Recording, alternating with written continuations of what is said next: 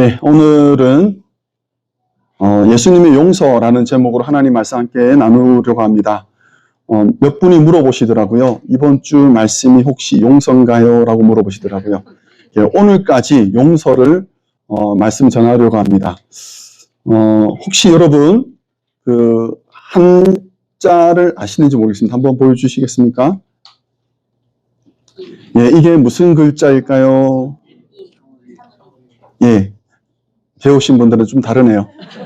예, 참을인입니다. 참을인. 참을인을 보시면 글자 두 가지가 합쳐 있습니다. 밑에 있는 부수인데요. 부수가 무슨 글자일까요? 예, 마음 심자입니다. 그리고 그 위에 있는 글자는 뭘까요? 예, 맞습니다. 칼도입니다. 칼도. 그러면 참을인은 무슨 뜻일까요? 어렵죠. 마음을 칼로 찔러요? 아유, 무슨 말씀을. 마음은요, 변덕이 심합니다.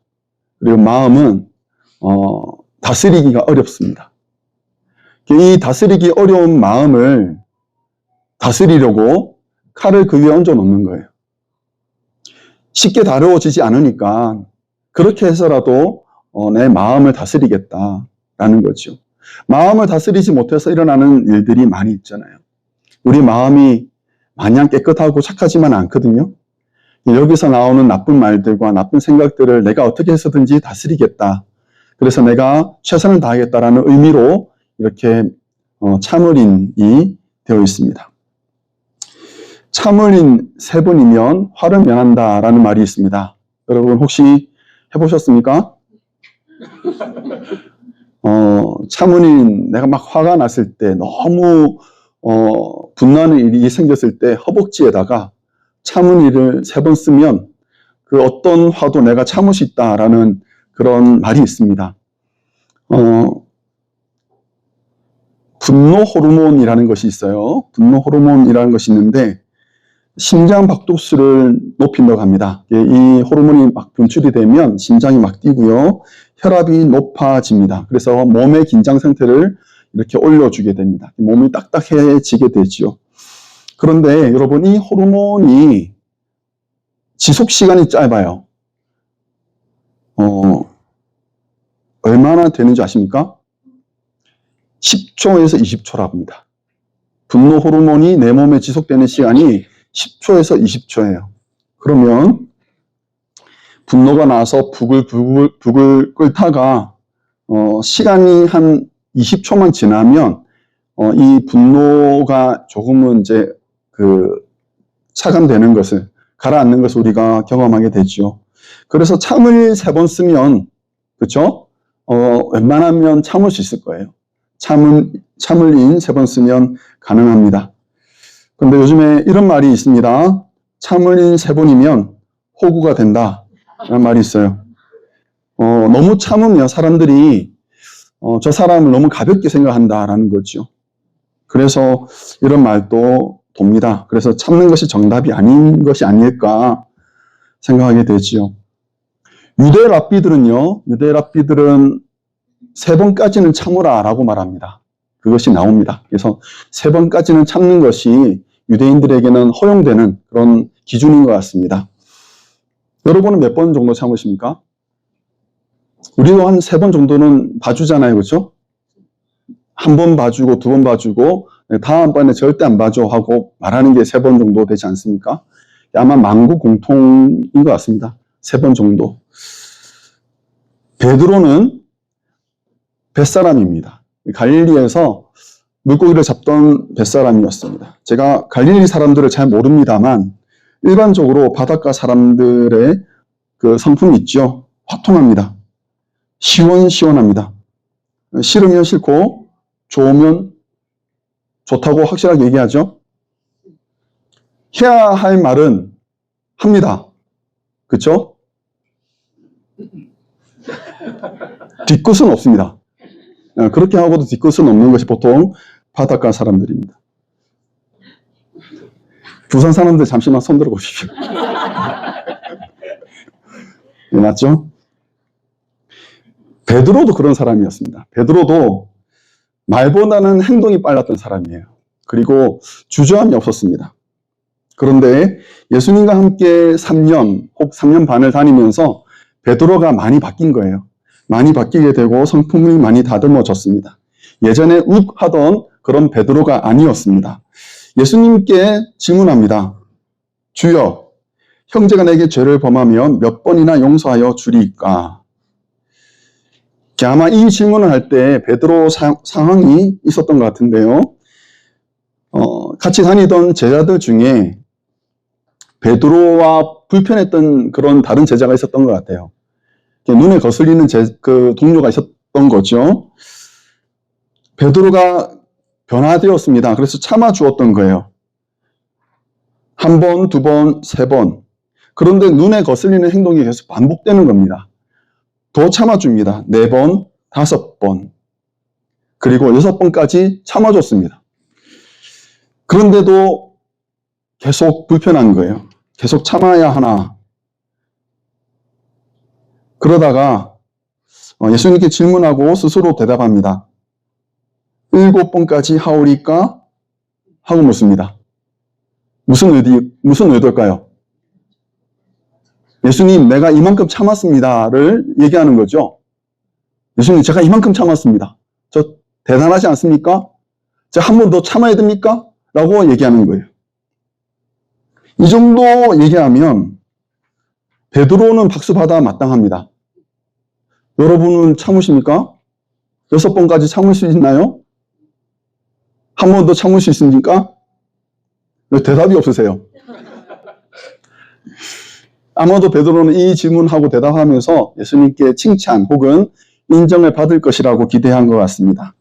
그런데 여러분, 예수님의 대답은 우리가 아는 바와 같습니다. 22절 말씀에 이렇게 말합니다. 같이 한번 읽어보겠습니다. 예수께서 이르시되 내게 이르노니 7번뿐 아니라 7번을 70번까지라도 할지니라. 너무 가혹하지 않습니까? 지금 제가 한 번 더 참아야 되나요? 하면서 예수님께 칭찬을 기대하고 있었던 베드로에게 아니, 70번에 7번을 참아야 돼 라고 말씀하시는 거는 베드로한테 너무 가혹한 거 아닌가 라는 생각이 들었습니다. 사람이 이렇게 참을 수 있을까요? 70번에 7번이면 몇 번입니까? 490번이죠. 490번을 참을 수 있을까요? 그런 사람이 있습니까? 예, 맞아요. 저도 그렇게 생각했습니다. 어쩌면 주님께서 베드로를 참으신 게 490번 아닙니까? 7번을 70번까지라도 용서하라는 말씀에는 예수님께서 꿈꾸는 세상이 담겨 있습니다. 아담과 하와가 죄를 범하고 에덴에서 쫓겨났습니다. 그들의 아들 가인은 에덴 동쪽 롯 땅에 거주하면서 자손을 낳았습니다. 그들 자손들 중에는 라멕이 있는데요. 라멕은 최초로 아내를 2명 둔 사람으로 소개됩니다. 아내를 2명 두었다라는 것은 당시에 라멕의 경제력이 남들보다 2배 더 뛰어났다라는 의미로 우리가 이해할 수 있습니다. 경제력이 뛰어나면 그 사람이 가지고 있는 명성이나 지위도 그만큼 높아지겠죠. 자신의 그 권력과 지위, 그것으로 인해서 의기양양했던 라멕이 이렇게 말합니다. 라멕의 아내들이여, 내 말을 들으라. 나의 상처로 말미암아 내가 사람을 죽였고 나의 상함으로 말미암아 소년을 죽였도다. 가인을 위하여서는 벌이 7배일진데 라멕을 위하여서는 벌이 77배이리로다. 지금 라멕이 자랑하는 것이 무엇이냐면 자기에게 상처를 주었던 그 어린아이를 내가 가만두지 않았다는 거예요. 나한테 상처를 주었으면 피해를 내가 받은 손해를 청구하든지 보상을 요구하든지 하면 되는데 이 라멕이 무엇을 했습니까? 그 아이를 죽여버린 거예요. 그런데 더 무서운 것은 그렇게 아이를 죽인 라멕을 저지하는 사람이 없었다라는 거예요. 그 사회가, 그 세상이 그런 라멕을 오히려 두려워하고 대단한 사람으로 지켜보고 있다는 것이 정말 무서운 세상 아니었겠습니까? 가인이 세웠던 나라 그리고 그 문화는요, 힘이 있는 사람에게 77배의 권한과 힘을 부여하는 그런 나라였고 문화였습니다. 그런데 창세기에 바로 이어지는 다른 구절, 다음 말씀은 하나님께서 가인의 자손이 아니라 다른 의로운 자손을 이어가시는 것으로 말씀이 이어집니다. 창세기 4장 25절 26절 말씀 제가 읽어드리겠습니다. 아담이 아들을 낳아 그의 이름을 셋이라 하였으니 이는 하나님이 내게 가인이 죽인 아벨 대신에 다른 씨를 주셨다 함이며 그때 사람들이 비로소 여호와 이름을 불렀더라. 예수님은 비로소 여호와의 이름을 불렀던 셋의 자손입니다. 그 계보를 이으신 분이에요. 예수님을 통해서 하나님이 이루고자 했던 그 세상은 어떤 세상이냐? 힘과 권력을 이용해서 77배의 복수를 허용하는 대신에 자기 자신을 희생하면서까지 7번씩 70번을 용서하는 그런 세상, 그런 문화를 세워가기를 원하셨던 것이었습니다. 사랑하는 성도 여러분, 예수님은요, 이 땅에 용서하기 위해서 오셨습니다. 예수님은 이 땅에 우리를 용서하기 위해서 오셨습니다. 사역을 시작하시면서 나사렛 회당에서 말씀을 읽으셨습니다. 두루마리 말씀을 꺼내와서 그 말씀을 읽어주셨는데 그 내용이 이것입니다. 주의 성령이 내게 임하셨으니 이는 가난한 자에게 복음을 전하게 하시려고 내게 기름을 부으시고 나를 보내사 포로된 자에게 자유를, 눈먼 자에게 다시 보게 함을 전파하며 눌린 자를 자유롭게 하고 주의 은혜의 해를 전파하게 하려 하심이라. 예수님께서 이 땅에 오셔서 처음 읽어주신 그 나사렛 사람들에게 처음 읽어주신 그 말씀의 요지는 무엇이냐면 이제 은혜의 해가 시작되었다는 거예요. 은혜의 해란 용서를 선언하는 희년을 말합니다. 주빌리예요. 오랜 채무를 탕감해주는 해입니다. 종으로 팔려갔던 자녀들이 가정으로 돌아오는 해입니다. 어쩔 수 없이 팔아버렸던 우리 선조들의 땅을 다시 되찾는 해입니다. 예수님은 이 글을 읽으시고는 이렇게 말씀하십니다. 이 글이 오늘 너희 귀에 응하였느니라. 예수님은요, 설교가 지금 굉장히 짧습니다. 이 문장 하나가 다 설교였어요. 성경 공독이 더 길고 말씀이 더 짧았습니다. 그런데 여러분, 예수님의 말씀의 권위와 능력은 이루 말할 수 없었습니다. 예수님의 이 말 한마디로 희년이 이 땅에 이루어지는 거예요. 희년이 무엇입니까? 잃어버린 것을 찾는 해입니다. 희년은 회복하는 해입니다. 예수님은 용서하기 위해서 이 땅에 오셨습니다. 한 중풍병자를 보셨습니다. 그 중풍병자를 보시고 예수님께서 뭐라고 말씀하시냐면 내 죄사함을 받았느니라 라고 말씀하십니다.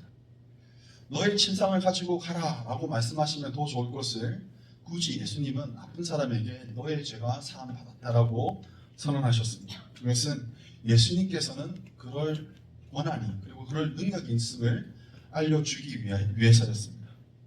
간험하던 중에 잡혀왔던 여인을 향해서 군중들은 분노했습니다. 손에 돌멩이를 들고 그 여인을 치려고 하셨습니다. 그리고 예수님께 묻습니다. 율법에는 돌로 치라 하는데 선생은 어떻게 말하겠습니까? 라고 묻습니다. 예수님께서 뭐라고 대답하셨습니까? 너희 중에 죄 없는 자가 먼저 돌로 치라. 그리고 나서 여인에게 말씀하십니다. 나도 너를 정죄하지 아니하노니 가서 다시는 죄를 범하지 말라. 예수님께서 십자가에 달리실 때 그리고 마지막 숨을 거두시기 전에 자신을 향해서 채찍질을 하고 자신을 핍박했던 그 군사들을 자기의 손과 발의 못을 받았던 그 사람들을 바라보시면서 성부 되시는 하나님께 이렇게 기도합니다.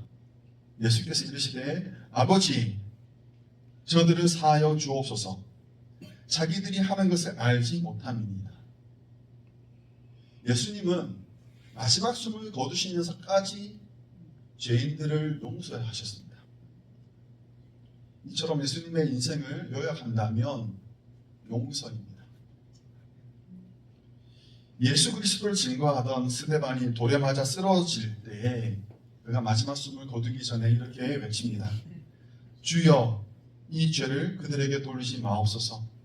이 말을 하고 자니라.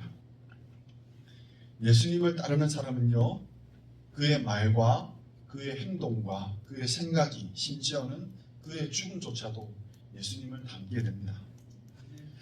스데반은 예수님처럼 살았고 예수님처럼 죽었습니다. 참 멋있는 사람 아닙니까? 그런데 우리는 왜 그럴까요? 왜 우리는 쉽사리 마음의 원통함을 풀지 못하는 걸까요? 왜 우리는 쉽사리 분노를 해제하지 못하는 걸까요? 저하고 다르지도 않습니다. 용서가 쉽지만은 않습니다. 용서가 쉬운 것이라면 제가 이렇게 애쓰지 않을 것입니다. 용서가 가벼운 것이었다면 제가 이렇게 여러분 붙들고 3주 동안 용서합시다 라고 설교하진 않았겠지요. 용서는 저에게도 여러분들에게도 남아있는 숙제입니다. 그리고 제자들에게도 남아있는 숙제였습니다. 그래서 예수님께서 제자들에게 기도를 가르쳐 주실 때 그 기도 한가운데 이 문장을 일러주셨습니다. 우리가 우리에게 죄 지은 자를 사하여 준 것 같이 우리 죄를 사하여 주옵시고. 용서하는 성도의 삶을 살기 위해서 우리가 해야 되는 것은 무엇이냐? 매일같이 기도해야 되는 거예요. 매일같이 이 마음을 우리가 품어야 되는 거예요. 어쩌면 매일이 아니고 매 순간일지도 모릅니다. 요한 크리소스톰이라는 초대교회 목회자가 있었습니다. 이분은 탁월한 설교자였습니다. 정말 황금 입술이라고 말할 정도로 그는 탁월한 설교자였습니다. 그런데 이분께서 사역하시는 그 교회에서 주기도문을 외울 때 유독 이 문장이 이르면 목소리가 잦아드는 거예요. 왜 그럴까요? 우리는 아닌 것처럼 우리가 먼저 죄를 용서해 줘야지 하나님께서 우리 죄를 용서하시는 거 아닌가 라는 생각에 자신감이 줄어드는 거죠.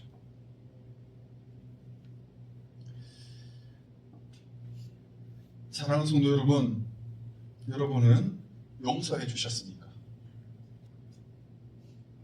만일 그렇지 못하다면 여러분은 용서받으셨습니까? 혹시 저의 이 질문에 확실하게 대답하지 못하시는 분들은 귀를 기울여 들으시기 바랍니다. 하나님께서 먼저 우리를 용서하셨습니다. 하나님께서 먼저 우리를 용서하셨습니다. 그 용서를 받은 사람들이기에 우리가 용서할 수 있습니다. 이것은 분명한 사실입니다. 그런데 그렇다면 예수님께서 일러주신 그 주기도문의 내용을 우리가 좀 설명할 필요가 있습니다. 그렇죠? 어떤 사람이 임금에게 빚을 졌습니다. 그런데 그 빚의 양이 상당했습니다. 1만 달란트를 빚졌다라고 말합니다. 결산하는 날이 되었습니다. 군사를 보내어서 빚진 사람을 잡아왔습니다. 그리고 빚을 갚으라라고 종용했습니다. 그것을 너희 갚지 못하면 너의 집과 그리고 너의 모든 소유와 자녀들과 가족까지도 팔아서 심지어는 너를 팔아서까지 해서라도 빚을 갚아라 라고 말을 합니다. 그런데 문제는 그 빚이 너무 크다는 거예요. 당시 로마 제국이 사마리아 지역에서 거두었던 세금이 600달란트였습니다. 600달란트. 그리고 로마 제국이 갈릴리와 베레아에서 거두었던 세금이 200달란트였습니다. 자, 600 더하기 200이면 얼마죠? 800달란트입니다. 이 사람이 임금에게 빚진 게 얼마라고요? 1만 달란트입니다. 제국이 세금으로 거두어들이는 그 금액이 800달란트인데 한 사람이 빚진 게 1만 달란트예요. 그러면 로마 제국이 이 갈릴리 지역과 베레아 지역, 사마리아 지역에서 몇 년을 세금을 거둬야 되는지 아십니까? 12년입니다. 12년을 거두어서 얻을 수 있는 금액을 이 사람이 빚진 거예요. 도대체 뭔 짓을 했는지 모르겠지만 어마어마한 빚을 졌습니다. 여러분, 자기 몸을 판다는데, 자기의 재산을 다 판다는데 뭐 흔적이라도 남겠습니까? 그런데 이 사내가 엎드려서 간청하자 임금이 빚을 탕감해 줍니다. 놀라운 빚을 그죠? 대단하지 않습니까? 도대체 무슨 일이 있었을까? 그 열쇠가 27절에 나옵니다. 이렇게 성경이 말합니다. 그 종의 주인이 불쌍히 여겨 놓아 보내며 그 빚을 탕감하여 주었더라. 왜 탕감해 주었다고요? 불쌍히 여긴 거예요. 불쌍히 여겼어요. 이 사람이 뭔가 이루었기 때문도 아니고 무언가를 갚았기 때문도 아닙니다. 뭐 보증을 받은 것도 아니고 아무것도 한 거 없습니다. 엎드렸습니다. 간청했습니다. 그런데 이 사람을 바라보는 임금님의 관점이 달라진 거예요. 내가 돈을 받아야 되는 사람이 아니고 정말 불쌍한 사내로 보인 겁니다.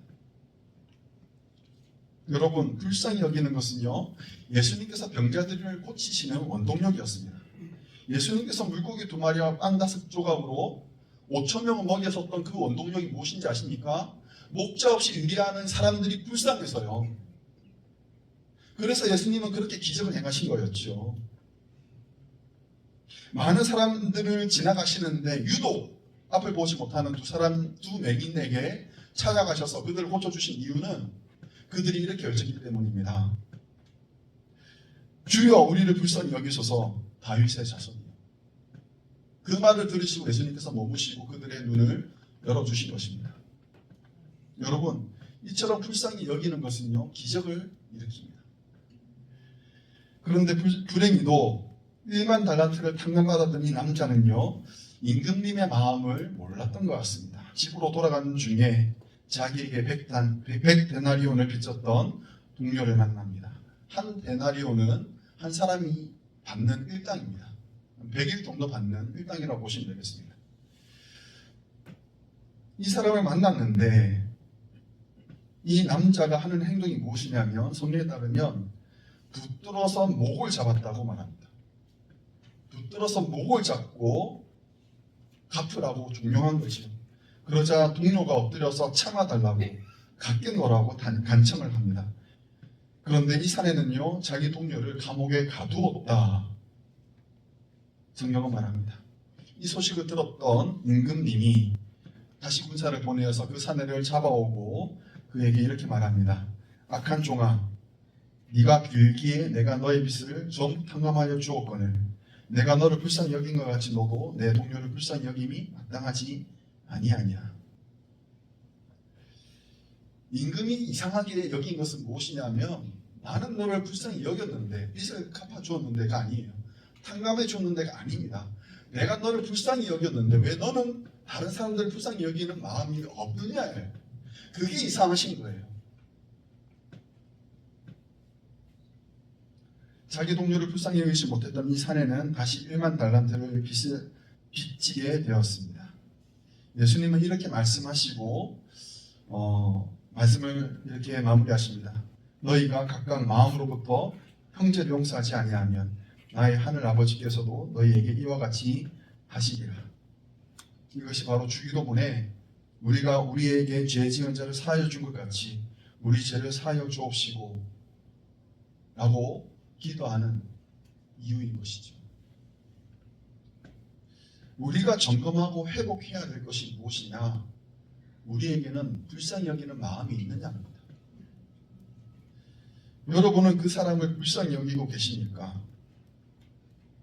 하나님께서 나를 불쌍히 여기신 것처럼 여러분은 그 사람을 불쌍히 여기고 계십니까? 아니면 아직도 그에게 받아야 될 것이 있다며 멱살을 붙잡고 따져야 할 사람으로 보이십니까? 우리가 그 사람을 용서하지 못하는 이유들 중에 여러 가지가 있겠지만 우리가 쉽게 용서하지 못하는 이유는 해결해야 될 것이 남아있다라고 생각하기 때문에 그렇습니다. 여러분, 용서하기 위해서 필요한 것이 무엇일까요?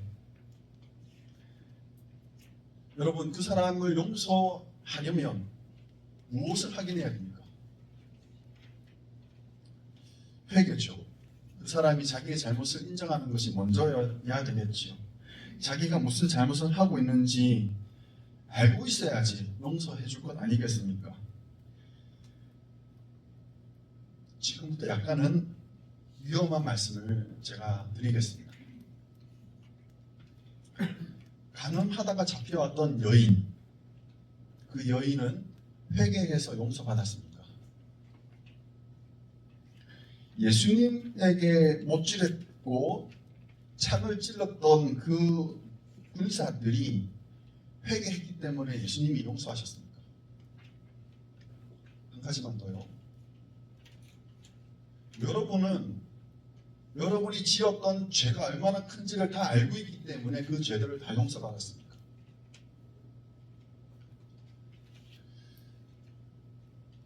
바울은 이렇게 말했습니다. 우리가 아직 죄인 되었을 때 그리스도께서 우리를 위하여 죽으심으로 하나님께서 우리에 대한 자기의 사랑을 확증하셨느니라.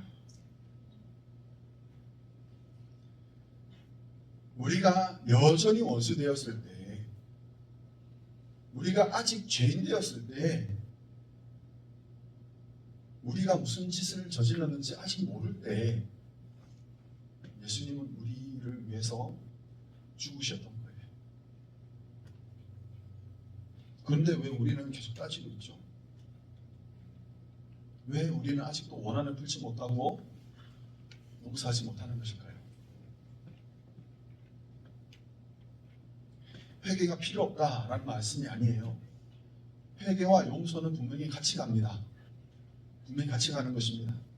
그래서 요한 1서에 보면 요한이 이렇게 말을 합니다. 만일 우리가 우리 죄를 자백하면 그는 미쁘시고 의로우사 우리 죄를 사하시며 우리를 모든 불의에서 깨끗하게 하실 것이요. 회개는 동반합니다. 필요합니다. 있어야 되는 것입니다. 회개하고 돌이키는 것이 맞습니다. 다만 순서를 좀 바꿔보자는 거예요. 회개가 있어야지 용서하는 것이 아니라 하나님이 우리를 불쌍히 여기셔서 우리를 용서하신 것처럼 우리도 그를 불쌍히 여겨서 용서하자고요. 회개는요, 용서 뒤에 따라와도 문제 없습니다. 회개는 용서 뒤에 따라와도 괜찮습니다. 예수님에게 못질하고 창으로 찔렀던 그 군대들의 수장이었던 백부장이 예수님께서 돌아가신 이후에 자기의 잘못을 깨달았어요. 그리고는 이는 참으로 하나님의 아들이로소이다 라고 예수님을 시인했습니다. 용서받은 후에요.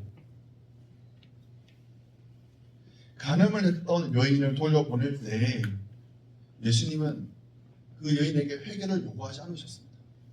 그렇지만 그 여인이 그 죄에 머물러 있기를 원치 않으셨습니다.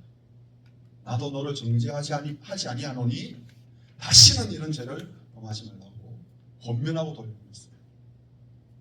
저는 그 여인이 다른 인생을 살았을 거라고 믿습니다. 여인의 힘으로는 못했겠지요. 그렇지만 그 여인을 붙들어 주시는 성령님이 그 여인으로 하여금 죄에서 떠난 삶을 살게 하지 않았을까요? 사랑하는 성도 여러분, 올 한 해를 마무리하는 12월입니다.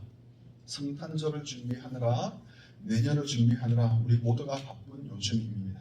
그런데 해결하지 못한 원한과 분노 이제는 정리합시다. 타이밍이라고 그랬습니다. 여러분, 타이밍이라고 그랬습니다. 이제는 정리합시다.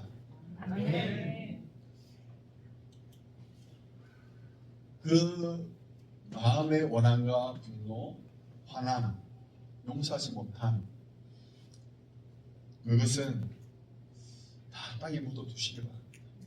내가 감당할 것이 아니고요. 그래서 예수님께서 요청하시잖아요. 무거운 짐진 자들아 다 내게로 오라. 다 예수님께 갖다 드려야 되는 거예요. 칼은 칼집에 넣어두시기 바랍니다. 칼은 그리스도인이 휘두를 무기가 아닙니다. 우리를 먼저 용서하신 예수님께서 우리에게 기대하시는 것은요, 우리가 서로를 불쌍히 여기는 것입니다.